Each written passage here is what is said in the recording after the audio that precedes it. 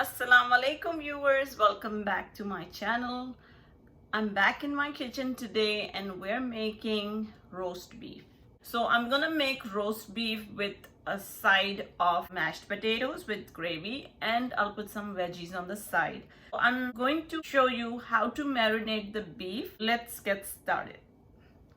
So over here I have a chunk of beef. This is eye round, and this is about 2.5 to nearly 3 pound, I would say. You can use any cut of meat that you like. I'm gonna use these 4 ingredients to marinate this. So over here I have about 1 tablespoon of ginger garlic paste. This is half a tablespoon of salt. Over here I have 1 tablespoon of black pepper powder, and I'm using 4 tablespoons of white vinegar. In a bowl, I'm going to add all these 4 ingredients, and I'm going to just mix this up. We're going to apply all this onto the chunk of meat. It's kind of watery, but that's okay. We will leave this to marinate overnight, so all the juices are going to be absorbed anyway. I'm going to use my hands and rub all this marinade into this beef so it's well coated, well absorbed from all the sides.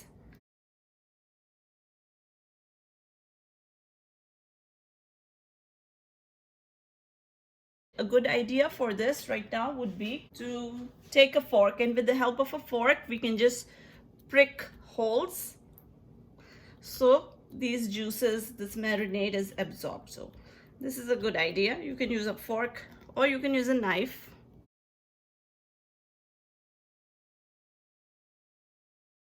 So we'll do that on each side, all around the piece of meat. This roast beef that I'm making today, it reminds me of one of my friend, Bridget. When we used to be working together, she used to bring this for all of us and we used to enjoy. She used to make one of the best roast beefs. And I'm sure she's watching this recipe because she watches all of my recipes. So now that we have well marinated and we have also poked holes into the chunk of beef, I'm going to take another bowl and I'm going to transfer my chunk of beef along with the marinade. I'll just pour it on top like this. I'm going to make this after 24 hours. This is going to be well marinated by then, but yes, after the first 12 hours, I'm going to open the lid and rotate this piece of beef. Put the top side down and the bottom side up so that the flavors and juices are well absorbed on all the sides. So I'm going to cover this up and I'm going to put it in the fridge for 24 hours and I'll see you after that. Welcome back after 24 hours and our beef is now ready to go in for cooking. I'm going to use an instant pot to cook this, but if you don't have an instant pot, you're just going to put this whole chunk of beef in the pan with water and the other seasonings that I'm going to show you, and just cook it on very low heat for 2 to 2.5 hours or until it's tender. So I'm going to turn the instant pot on saute mode. I'm adding here 2 tablespoons of oil. We will let the oil warm up a little bit before we add in the meat into this. The oil is now hot, I can feel it, and I'm going to now add in my meat into this. We will sear this on all sides, like I would say maybe a minute or 2 on each side. This is gonna help lock in all the juices in the beef. I'm going to turn the beef now on the other side. You see it getting brown. This is how we wanted it to be. Now I'm going to take this out. I'll just take out the beef. You can see it's turned brown from all sides. Here I'm taking 2 medium-sized onions and roughly chop them into chunks. I'm going to add this in here. I'm just going to stir this. We will saute this for a little bit. To this I'm going to add in 5 cloves of garlic. all the mixture that was left, the marinade, I'm going to add this because our bottom of the instant pot is sticking. So I'm going to use this instead of water. So we will just saute the onions and garlic for a few minutes. All these juices are very important because all the flavor and everything is gonna come out from these juices. So let me show you the other ingredients that I'm adding. I have 1 teaspoon of cumin seeds. I'll add this. 1 bay leaf, 1-inch cinnamon stick, 5 cloves. I'm also going to add 1 beef cube. This is the Knorr beef cube, or you can take the Maggi beef cube. We will also add Worcestershire sauce. I'm taking 2 tablespoons right now. So in goes 2 tablespoons of Worcestershire sauce. We will stir this, mix everything up. It already started smelling so good. So my beef chunk is going back into this, and to this I'm going to add 2 cups of water. I'm going to turn the lid on, so here goes the lid and the setting. Cancel the saute mode, and we're gonna pressure cook this on high, and we will let this cook for 1 hour. So I'm gonna set the timer for 1 hour. That's it. We have to make sure this is on sealing position. So it is on sealing, and now we'll wait till this cooks for 1 hour, and after that I'll get back to you and I'll show you what it looks like.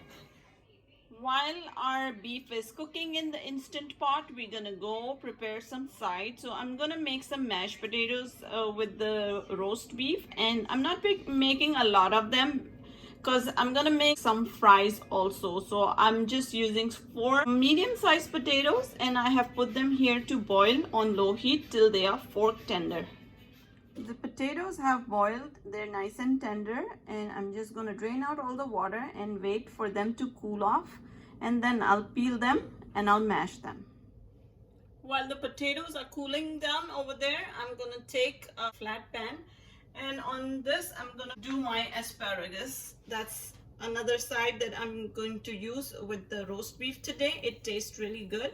So I'm going to melt about 1 or 2 tablespoons of butter. The heat is on medium high, and I'm going to take some asparagus.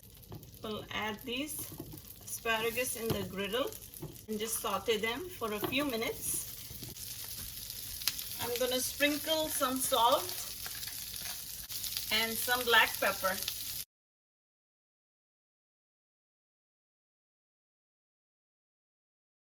This is going to be done soon. It doesn't take a lot of time. So we're just going to saute this for a few minutes, and then we'll remove it from the heat.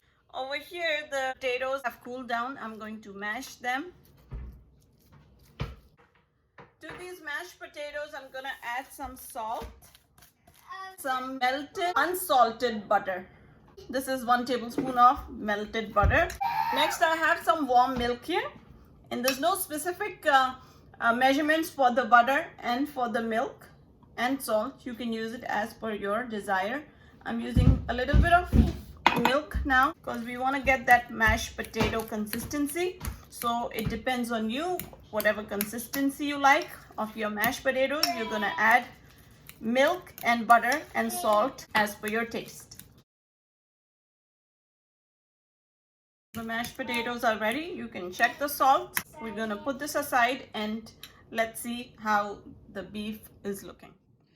Over here, our instant pot is just about to be done, and there you go. It started beeping. So our 1 hour is over, and now we won't touch this. We'll just leave it like that till the temperature goes down. So I'll leave it for about 15 minutes, just like that, before we turn the valve to venting position. So it has been 11 minutes. As you can see, the timer is showing 11 minutes. And what we're gonna do right now is turn this valve over here to venting position.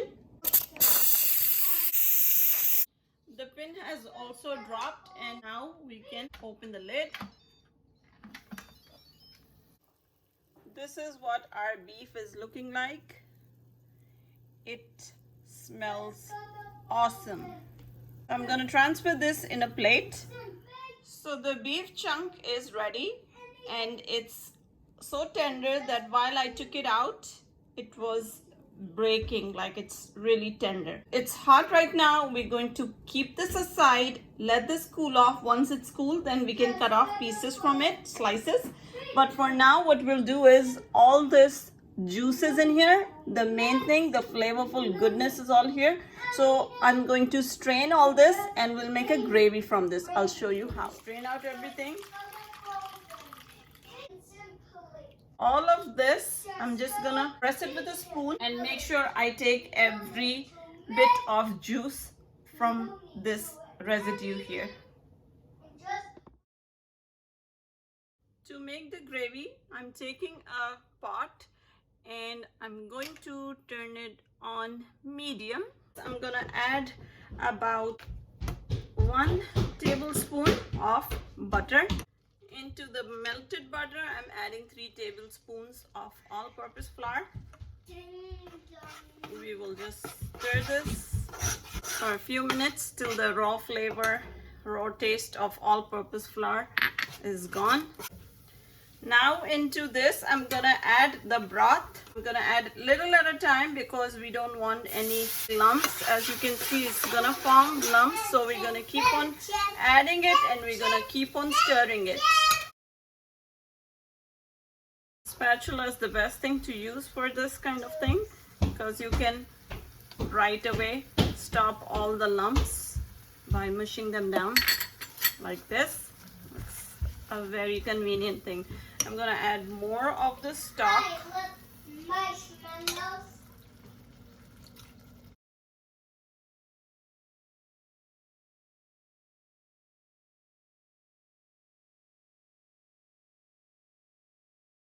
If you cannot handle the lumps, don't get scared, don't panic. It's very simple.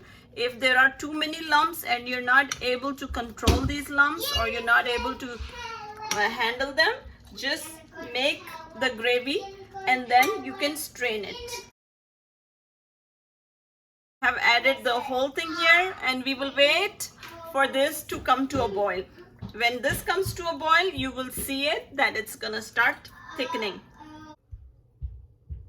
So this is cooking on low heat and it's thickening up, but at this time you can taste the salt and anything. I tasted it and to me it looks sour, a little sour. That's because we had added vinegar. So what I'm gonna do is I'm gonna add some Worcestershire sauce and I'll also add in some soy sauce, so about a tablespoon of each.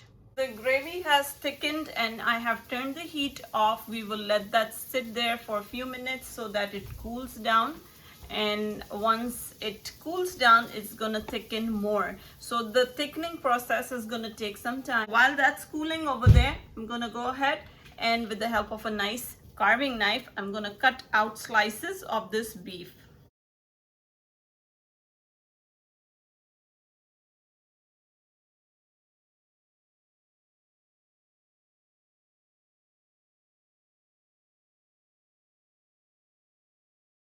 So now that we have cut few slices, I'm gonna put all of these things together. We have our roast beef here, we have our asparagus here, we have our mashed potatoes here, and we have our lovely gravy here. So let me put this up in the form of a platter and show you how we're gonna serve this.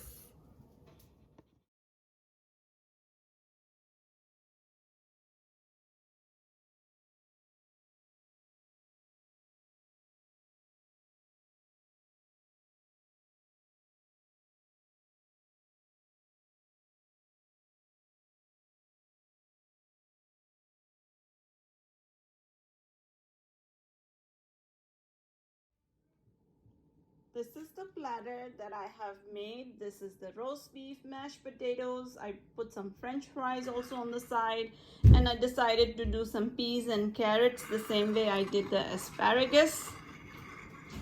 And I think it looks amazing. Look at the sauce, the gravy I mean. This is the gravy. I'm gonna pour this on top to show you what it is exactly like.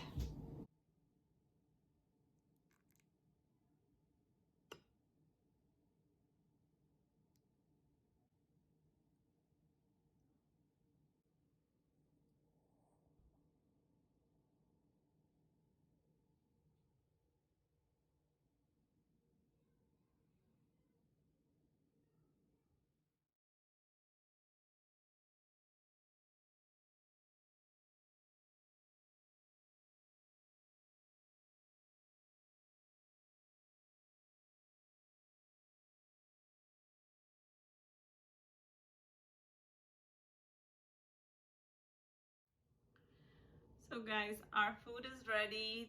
The roast beef platter is ready, and this is also one of the recipes for Eid because some people do beef qurbani, and if you have beef at home, you can easily make this recipe. It's so amazing and so delicious. If you present it in front of your guests, they will be amazed.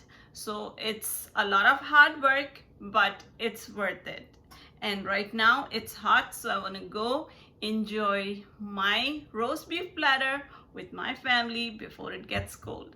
Let me know what you think about this recipe. Until next time, guys, enjoy your roast beef. Allah Hafiz.